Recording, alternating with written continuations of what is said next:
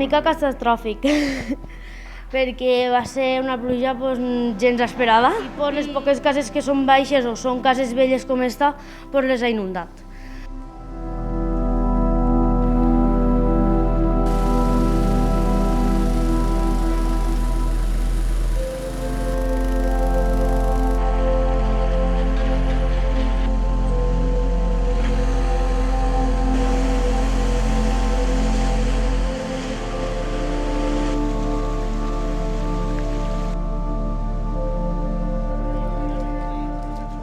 Declaració de zona catastròfica, això s'avaluarà en funció també dels danys per poder millorar el que són les ajudes per als municipis afectats.